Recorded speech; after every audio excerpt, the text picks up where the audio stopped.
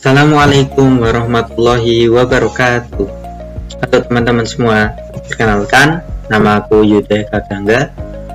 Aku berasal dari program studi teknologi rekayasa otomasi Fakultas Sekolah Vokasi Universitas Diponegoro tahun 2023. Pada kesempatan kali ini, aku akan menjelaskan mengenai level measurement pada industri guna pemenuhan tugas mata kuliah mekatronika dan robotika.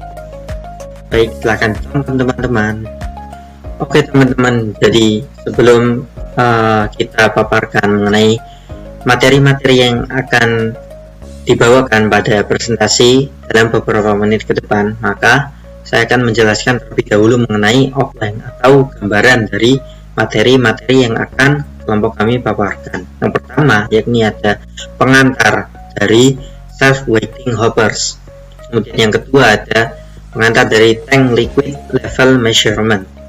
Kemudian yang ketiga ada sensor level yang ada di industri, jenis-jenis sensornya itu apa aja, kemudian bagaimana sih prinsip kerja dan kelebihan serta kekurangan dari sensor tersebut. Kemudian yang keempat terakhir adalah implementasi sensor tersebut atau sensor level tersebut di dalam industri.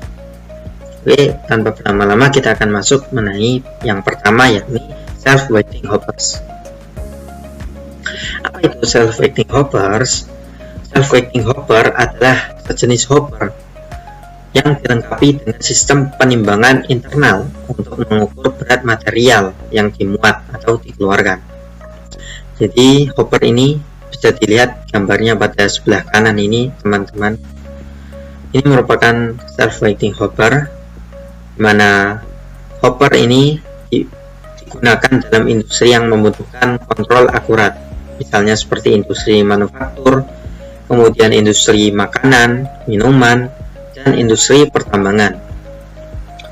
Bedanya dengan hopper-hopper konvensional, self-weighting hopper ini memiliki kelebihan, yakni terdapat fitur penimbangan otomatis, di mana memungkinkan penimbangan berat dari material secara langsung tanpa perlu menggunakan timbangan eksternal, yang mana dapat menghemat anggaran juga tentunya. Kemudian yang selanjutnya kita akan masuk mengenai prinsip kerja dari self-weighting hoppers. Jadi prinsip kerja dari self-weighting hoppers ini cukup sederhana. Terdapat 3 proses utama saja, yakni yang pertama pengisian, kemudian penimbangan, dan pengeluaran material. Pada proses yang pertama pengisian dimulai dengan pemasukan material-material yang ingin kita proses seperti pasir, biji, atau tepung. Nah, bisa dilakukan pengisian menggunakan sistem conveyor atau sistem pengisian yang lain. Di dalam sistem pengisian ini terdapat sensor load cell yang terpasang pada hopper. Sensor ini akan mendeteksi berat material secara real time, sehingga data yang dihasilkan akan dapat diberikan ke sistem kontrol. Jika berat mencapai batas yang ditentukan, sistem akan otomatis menghentikan proses yang pertama, yakni pengisian, dan akan berlanjut ke proses penimbangan. Pada proses penimbangan ini, hopper akan beralih fungsi sebagai alat penimbang, di mana berat material terus dipantau dan dapat dicatat sebagai analisis pada sistem produksi suatu perusahaan. Kemudian saat material sudah ditimbang, maka akan menjadi siap dikeluarkan dan masuk ke proses yang ketiga, yakni pengeluaran material. Jadi kartu pengeluaran akan terbuka secara otomatis setelah material siap dikeluarkan. Kemudian sel akan tetap memonitor berat material yang dikeluarkan untuk memastikan jumlah tepat sesuai dengan target yang kita patok. Jadi jika hopper ini digunakan dalam sistem batching atau tidak hanya satu yang digunakan dalam suatu industri, maka dapat juga dikendalikan menggunakan sistem PLC atau SCADA, sehingga memungkinkan integrasi dengan sistem otomatisasi agar dapat meningkatkan efisiensi, kemudian meningkatkan akurasi, serta membuat proses produksi menjadi lebih optimal. Selanjutnya kita akan masuk mengenai Kelebihan dan kekurangan dari self-waiting hopper. Untuk kelebihannya, self-waiting hopper memiliki yang pertama yaitu akurasi yang tinggi. Jadi karena ada sensor load cell yang memberikan pengukuran berat dengan presisi, sehingga dapat mengurangi dan meminimalisir error dalam proses produksi. Kemudian yang kedua, dapat terintegrasi dengan sistem otomatis seperti PLC atau SCADA, sehingga dapat memudahkan untuk monitoring. Kemudian yang ketiga, penghematan biaya operasional. Jadi self-waiting hopper ini dapat mengurangi kebutuhan atau kebutuhan tenaga kerja manual dan meningkatkan kecepatan proses pada produksi yang pada akhirnya dapat mengurangi biaya produksi. Kemudian yang keempat, efisiensi operasional, di mana sistem yang tidak perlu memerlukan timbangan eksternal, sehingga untuk proses penimbangan dapat terjalankan dengan efektif dan efisien. Kemudian mengurangi limbah dan kerugian. Jadi dengan pengukuran yang akurat, sehingga tidak banyak material yang terbuang begitu saja, maka jumlah bahan akan bisa dikontrol dengan lebih baik, sehingga mengurangi pemborosan material. Lalu kita akan masuk mengenai kekurangan dari self-waiting hopper. Untuk self-waiting hopper ini memiliki kekurangan, yakni yang pertama, ketergantungan pada sistem elektronik. Jadi jika terjadi ketidakbetulan atau kesalahan pada sensor load cell misalnya, maka hal tersebut akan sangat berpengaruh pada proses produksi yang bisa terhambat, bahkan bisa mengalami stuck atau kesalahan dalam penimbangan seperti itu. Kemudian maintenance yang rumit, di mana kita perlu terus melakukan perawatan berkala pada instrumen self-waiting hopper, terutama sensor load cell. Kemudian biaya awal pemasangan yang tinggi. Jadi untuk sistem ini memerlukan investasi yang cukup besar di awal gitu, untuk pembelian peralatan, kemudian pemasangan, dan integrasi dengan sistem otomatis tentunya. Kemudian yang keempat, sensitif terhadap getaran dan gangguan lingkungan, di mana faktor-faktor seperti getaran mesin, perubahan suhu, atau akumulasi debu bahkan dapat mempengaruhi akurasi pengukuran jika tidak dirancang dengan baik. Kemudian yang kelima, terakhir, yakni terbatas untuk material tertentu. Jadi beberapa jenis material dengan karakteristik tertentu, misalnya material yang sangat ringan, contoh plastik, kemudian material yang lengket, itu perlu disesuaikan terlebih dahulu, tidak dapat langsung digunakan dalam sistem ini. Oke, kemudian untuk aplikasi dari industri, self-waiting hopper ini banyak digunakan dalam berbagai jenis industri. Yang pertama yakni industri pertambangan dan mineral, di mana peran dari self-waiting hopper ini yaitu untuk menimbang bahan-bahan yang menghasilkan mineral seperti batu bara, biji besi, pasir silika, dan lainnya. Kemudian industri semen dan konstruksi, di mana peran dari sistem ini yakni menimbang bahan baku seperti semen, pasir, dan agregat dalam proses produksi beton.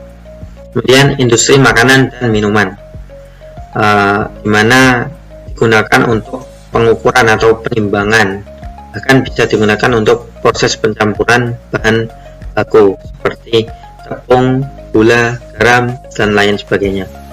Kemudian yang terakhir, industri pupuk dan pertanian, di mana pada industri pupuk dan pertanian ini self-waiting hopper digunakan untuk menimbang bahan baku seperti urea, NPK, dan bahan organik lainnya sebelum diproses atau dikemas. Oke teman-teman, kita akan masuk ke materi yang ketiga, yakni sensor level yang ada pada industri. Jadi Jadi, apa sih fungsi dari sensor level pada industri? Sensor level ini berfungsi untuk mengukur dan memantau ketinggian material dalam suatu wadah atau tangki. Material tersebut bisa berupa cairan, bubuk, ataupun material padat. Penggunaan sensor ini sangat penting. Kenapa? Karena di dalam berbagai industri perlu pemastian proses produksi agar berjalan dengan aman. Jadi sensor ini berfungsi untuk memastikan proses produksi berjalan dengan aman, efisien, dan akurat. Baik, selanjutnya kita akan masuk mengenai jenis-jenis sensor level pada industri. Pada kesempatan kali ini saya akan membawakan 3 sensor pada industri. Yang pertama yakni sensor ultrasonik, kemudian sensor kapasitif proximity, kemudian yang ketiga sensor float level sensor. Lanjut saja, kita akan masuk ke sensor yang pertama yakni sensor ultrasonik. Nah teman-teman, langsung saja kita masuk ke sensor yang pertama yakni sensor ultrasonik. Jadi sensor ultrasonik ini merupakan sensor yang digunakan untuk mengukur ketinggian cairan atau material dalam suatu wadah dengan menggunakan gelombang ultrasonik. Sensor ini bekerja dengan cara mengirimkan gelombang suara berfrekuensi tinggi di atas 20 kHz ke permukaan material. Kemudian akan dipantulkan kembali serta membawakan informasi berupa data berisi waktu yang dibutuhkan untuk pantulan gelombang kembali ke sensor. Untuk gambar dari sensor ultrasonik dapat dilihat pada sebelah kiri ini teman-teman, HCSR 04. Kemudian fungsi dari sensor ini yaitu mengukur ketinggian cairan, mengukur level cairan, kemudian yang kedua mengukur level granular, yang ketiga mengukur material padat. Nah, selanjutnya teman-teman, kita akan masuk mengenai cara kerja dari sensor ultrasonik. Yang pertama, cara kerja dari sensor ini cukup mudah dipahami, yaitu pertama pemancaran gelombang ultrasonik, di mana sensor akan mengirimkan gelombang ultrasonik ke permukaan material yang akan diukur. Kemudian setelah mengirimkan gelombang ultrasonik tersebut, gelombang akan dipantulkan kembali ke sensor setelah mengenai permukaan material. Kemudian terdapat perhitungan, yakni perhitungan waktu tempuh serta perhitungan jarak dan level material antara sensor dengan material yang diukur dengan menggunakan rumus S atau jarak sama dengan V kecepatan dikalikan dengan waktu dibagi 2. Nah, dari pengukuran ini, perhitungan ini akan didapatkan data serta output yang dihasilkan. Untuk cara kerjanya sendiri dapat dilihat pada video singkat berikut. Nah, pada video ini sensor diberi tegangan, kemudian setelah itu ini akan memancarkan gelombang ultrasonik ke material yang dituju. Material ini akan memantulkan kembali ke sensor atau mata ultrasonik yang lainnya. Di sini sebagai echo, di sini sebagai trigger. Nah, selanjutnya yang keempat yaitu ada pengukuran menggunakan rumus yang tadi, yaitu S sama dengan P dikali T dibagi 2. Selanjutnya akan didapatkan output berupa pulsa yang akan disalurkan melalui pin echo. Sebelah ini pin echo yang kemudian dapat disambungkan ke output pada sistem yang kita punya. Oke, jadi selanjutnya kita akan membahas mengenai kelebihan dan kekurangan dari sensor ultrasonik. Jadi kelebihan dari sensor ini yaitu dapat digunakan untuk berbagai jenis material, tidak terpengaruh oleh warna atau transparansi material. Misalnya jika warnanya transparan seperti plastik, tidak mempengaruhi kinerja dari sensor ini. Kemudian cukup tahan lama, serta cara kerjanya dapat dilakukan tanpa melakukan kontak fisik. Kemudian untuk kekurangannya, sensor ini akurasinya dapat berkurang pada jarak yang jauh sebagaimana prinsip dari gelombang ultrasonik tersebut. Kemudian kurang efektif pada material yang dapat menyerap suara. Selanjutnya yang ketiga yaitu dapat terpengaruh oleh gangguan dari luar. Kemudian dipengaruhi oleh faktor lingkungan. Kemudian yang kelima, tidak bisa mengukur di ruang hampa atau ruang yang kosong. Oke, selanjutnya merupakan sensor yang kedua, yakni sensor kapasitif atau proximity. Definisi dari sensor ini merupakan jenis sensor yang mendeteksi keberadaan atau level suatu material berdasarkan perubahan kapasitansi listrik. Sensor ini bekerja dengan menggunakan dua elektroda yang membentuk kapasitor, di mana kapasitansi berubah ketika material konduktif atau dielektrik mendekati sensor. Fungsi dari sensor ini yaitu yang pertama, mengukur level cairan atau material granular dalam tangki atau wadah. Kedua, mendeteksi keberadaan material pada jalur produksi. Ketiga, mengontrol proses pengisian dan pengosongan dalam sistem otomatis. Dan yang keempat, digunakan dalam berbagai jenis industri makanan, minuman, farmasi, hingga manufaktur.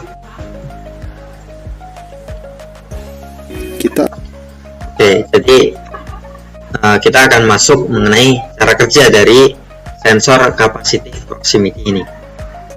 Terdapat 4 prinsip kerja, yakni yang pertama prinsip kapasitansi, di mana sensor yang memiliki dua elektroda akan membentuk kapasitor dengan medan listrik di antara keduanya. Kemudian yang kedua, deteksi material. Ketika material padat atau cair mendekati sensor ini, maka kapasitansi akan berubah karena adanya perbedaan konstanta dielektrik antara udara dan material yang terdeteksi.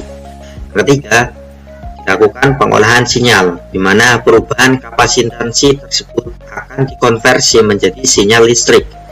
Dan yang keempat, dari pengolahan sinyal tadi akan menghasilkan output data. Jadi sinyal listrik diolah dan digunakan untuk menentukan level atau keberadaan material. Untuk kali ini saya akan memberikan video mengenai prinsip kerja dari sensor proximity ini dengan relay. Akan kasih objek di sini logam, lihat 321. Nah, di sini juga nyala nih, lihat proximity juga nyala, ini juga relay nyala teman-teman. Kita lepas lagi. Nah, mati lagi kan? Kita coba kasih objek lagi supaya lebih jelas relaynya, lihat, kita dekatkan. Nah, lihat, kita kasih objek. Nah, nyala teman. Bisa dilihat teman-teman, jika diberi objek, maka sensor ini akan mendeteksi material dan melakukan pengolahan sinyal sehingga menghasilkan output yang dapat diteruskan dalam video ini menggunakan relay, di mana saat material terdeteksi maka relay akan aktif. Jadi kita lanjutkan teman-teman untuk relaynya. Proximity juga nyala, kita lepas lagi untuk objeknya, tuh relaynya mati lagi. Nah, sudah sesuai dengan prinsip dari cara kerja yang telah dipaparkan. Kita coba ada objek lagi. Nah, nyala lagi, mati lagi. Nah, kenapa sih harus ke relay? Nah, jika Oke, jadi kurang lebih seperti ini ya teman-teman penjelasan mengenai cara kerja dari sensor kapasitif proximity. Nah, selanjutnya nih kita akan membahas mengenai kelebihan dan kekurangan dari sensor proximity ini. Yang pertama, kelebihannya yaitu dapat mendeteksi berbagai jenis material, baik cairan maupun padat. Kedua, respon cepat dan akurat dalam pengukuran level. Yang ketiga, bisa bekerja tanpa kontak langsung dengan material sehingga lebih awet. Yang keempat, cocok untuk lingkungan industri yang ekstrim seperti suhu tinggi atau kelembaban tinggi. Nah, kekurangannya dari sensor ini yaitu sensitif terhadap perubahan suhu atau kelembaban. Yang kedua, memerlukan kalibrasi berulang kali untuk material dengan konstanta dielektrik yang berbeda-beda. Jadi harus dikalibrasi sebelum sesuai dengan material yang akan kita deteksi.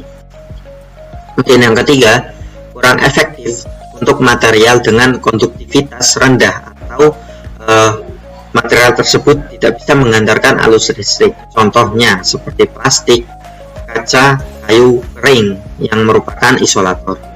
Nah, teman-teman, kita akan lanjut ke sensor yang ketiga, yakni sensor pelampung atau float level sensor. Apa itu sensor pelampung?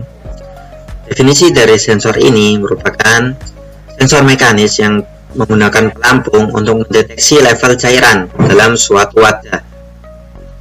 Jadi, fungsi dari sensor ini yaitu dapat digunakan di tangki air, bahan bakar, dan sistem HVAC. Yang kedua, aplikasi di dalam sumur, pompa, dan sistem pengisian otomatis. Untuk bentuk dari sensor float level sensor ini, atau sensor apung, seperti ini ya teman-teman. Ini merupakan sensor pelampung. Bagaimana sih cara kerja dari sensor pelampung tersebut? Yang pertama yakni terdapat dua fungsi, ini fungsi drain dan fungsi supply. Untuk fungsi drain dapat dilihat saat kondisi off maka akan ada di bawah air, dan yang kondisi on di permukaan. Kemudian fungsi supply sebaliknya, di mana kondisi off akan berada di atas permukaan dan kondisi on akan berada di bawah permukaan atau di dalam cairan. Nah, yang pertama yakni pelampung mengapung di permukaan cairan. Saat level cairan naik atau turun, maka pelampung akan bergerak mengikuti perubahan permukaan. Nah, pergerakan pelampung ini dapat menarik atau melepaskan saklar mekanis, misalnya saklar micro switch atau bread. Jika pelampung mencapai batas tertentu, maka saklar akan aktif atau non-aktif, sehingga sensor ini dapat atau sering digunakan untuk mengontrol pompa atau alarm dalam sistem pengisian otomatis. Nah, selanjutnya kita akan membahas mengenai kelebihan dan kekurangan dari sensor pelampung ini. Yang pertama yaitu kelebihannya, cara kerjanya sederhana dan harganya juga relatif murah. Kemudian cocok untuk cairan dengan viskositas tinggi atau memiliki kekentalan yang tinggi. Yang ketiga, tidak memerlukan sumber daya yang besar. Untuk kekurangannya, yang pertama yakni hanya cocok untuk cairan, jadi tidak bisa digunakan dalam material yang padat. Kedua, memerlukan perawatan secara berkala atau maintenance karena komponen mekanis bisa mengalami keausan. Oke, kita akan masuk mengenai faktor yang mempengaruhi akurasi pengukuran. Jadi berdasarkan materi yang dijelaskan sebelumnya, yaitu level measurement atau pengukuran level, terdapat beberapa faktor yang mempengaruhi akurasi pengukuran. Yang pertama yakni sifat cairan itu sendiri, seperti densitas, raw, viskositas, kekentalan, konduktivitas, apakah menghantarkan listrik atau tidak, dan suhu pada cairan tersebut. Kemudian yang kedua, kondisi lingkungan, di mana suhu, tekanan, dan kelembaban berpengaruh pada akurasi pengukuran. Yang ketiga, desain tangki, apakah bentuk itu kotak ataupun lingkaran, serta berapa ukuran dari tangki tersebut, serta material tangki ini terbuat dari apa. Kemudian yang keempat, tentu saja kebutuhan dari aplikasi. Jadi akurasi, kecepatan, dan biaya menentukan seberapa akurat pengukuran level measurement pada tangki. Nah, oke teman-teman, jadi sudah selesai nih pemaparan materi yang dapat saya sampaikan pada kesempatan kali ini. Jadi saya mewakili kelompok 3 sebagai bagian dari anggota kelompok 3 izin mengundurkan diri dari pemaparan materi ini. Saya meminta maaf apabila dalam menyampaikan materi terdapat kesalahan baik dari segi penuturan maupun ada kosakata yang kurang jelas atau kurang berkenan. Semoga materi ini dapat bermanfaat dan sampai jumpa di kesempatan selanjutnya. Sekian dan terima kasih.